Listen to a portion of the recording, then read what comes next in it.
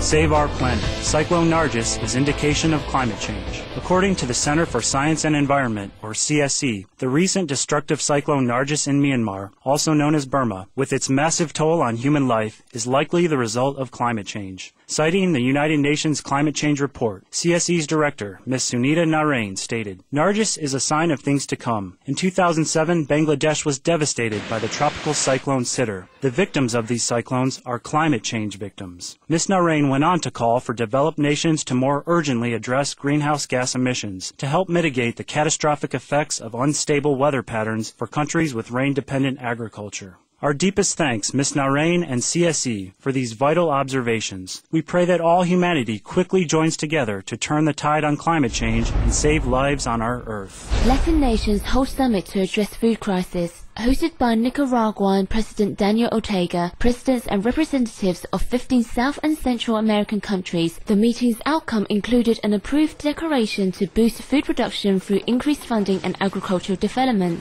An Oil for Food fund has been proposed by Venezuelan President Hugo Chavez, who donated $100 million last month for the purchase of staple grains to address the food crisis. The fund will go toward buying supplies and increasing cereal grain production. We express our sincere appreciation, all participants, for your commitment to finding solutions in providing adequate food for your people. With God's blessings, may your fruitful meetings bring about abundant food security and peace for every Latin nation. U.S. Senators call for a waiver of ethanol mandates. Presidential candidate Senator John McCain joined 23 fellow Republican Party members in requesting that the Environmental Protection Agency, or EPA, waive or modify its mandate to more than quadruple U.S. ethanol production by the year 2022. Senator McCain summed up the lawmakers' concerns, stating, "This subsidized program, paid for by taxpayer dollars, has contributed to pain at the cash register, at the dining room table, and a devastating food crisis throughout the world. We applaud your thoughtfulness and recommendations, Senators. May all leaders exercise similar consideration as we take meaningful steps toward a sustainable future."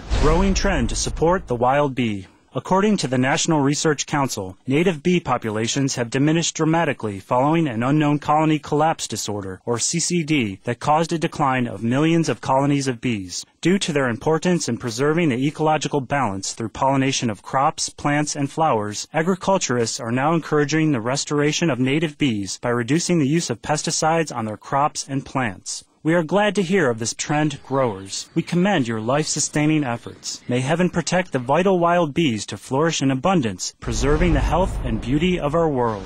U.S. school opts out of catalogs to save trees. Teachers and students from the Park School in Brookline, Massachusetts have cancelled over 4,000 print catalogs by using a free online service at www.catalogchoice.org. Their one endeavor saved 47 trees and over 25,000 gallons of water. Nearly 500,000 people in the US have now signed up at catalogchoice.org and collectively have opted out of over 5 million catalogs. This equates to taking approximately 6,000 cars off the road over 1 year.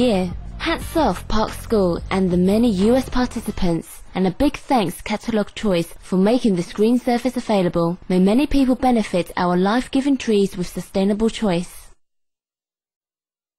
Energy-saving projects receive grants in Olac or Vietnam. The nation's Ministry of Industry and Commerce is providing 25 to 40% of the necessary funding for the development of energy-efficient measures such as solar energy installations. Through its Commercial Energy Efficiency Program, with a total budget of $1.15 billion, the department has approved 86 projects so far, with plans to approve 200 more. Kudos Olac for your proactive encouragement of sustainable energy in so many businesses. May their green endeavors be reflected in the preserved verdant beauty of your nation. U.S. Bakery gives out wheat seeds. Hungry Ghost Bakery in Massachusetts is giving people wheat berries or seeds to grow their own 10 feet by 10 feet plots of wheat, in part to offset the effects of soaring grain prices. The owners, Jonathan Stevens and Cheryl Maffei, are inspired to bake organic goods using locally grown grains instead of having it delivered from hundreds of miles away. What an economically and environmentally sound idea to involve the community in their own local harvest. May heaven shower fertile blessings on this grain-growing project.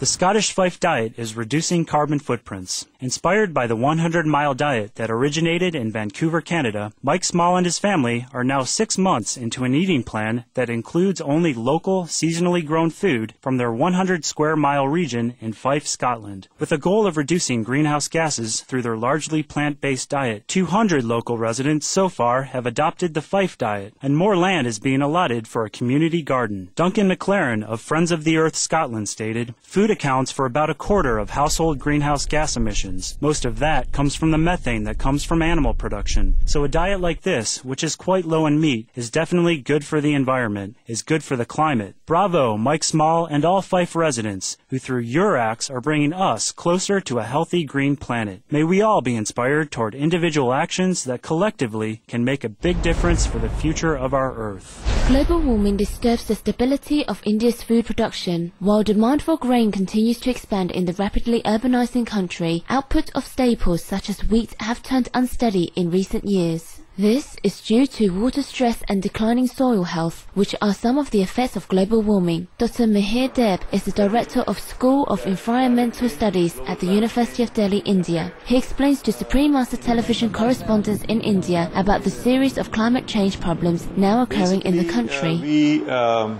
predict that climate change, global climate change, will affect Indian subcontinent in 6 different fields, basically. And these are in the field of water resources, in the field of forestry, in the field of agriculture, in the field of health, large-scale health problems might arise, in industries, transportation, and lastly, in the sea level rise vulnerability. Global warming in India begins with the situation of its glaciers, such as the Gangotri Glacier, that is the main source feeding the Ganges River. Its rate of retreat has doubled in recent years to more than 100 feet annually. There are 2 impacts of such glacial retreat. One is, initially the water is melting at a faster rate because of the temperature rise. So what's happening?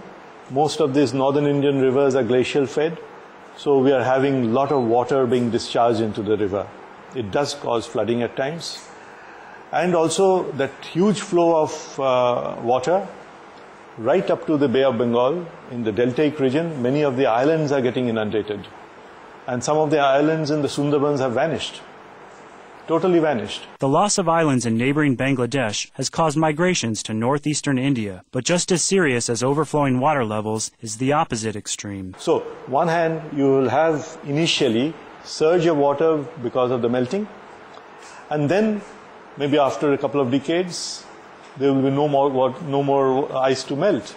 So then the water level will fall, and it will have a disastrous effect on the agriculture, because a huge population lives in these northern plains of India, which are the rivers being fed by the glaciers. In India in particular, India has about 16% of global population, but only 4% of the water resources. A large part of India is already having very severe water scarcity. And also there are parts which are getting flooded. We have to be aware of these problems. We have to spread the awareness at far and wide as much as we can. Then we will have a better planet to live in. We thank Dr. Deb for explaining the current situation in India. We pray for the people and the land of India to be safeguarded as much as possible from the effects of climate change. German Environment Minister Sigmar Gabriel calls for global standards to prevent deforestation and pollution, thus ensuring truly viable growth of biofuel crops.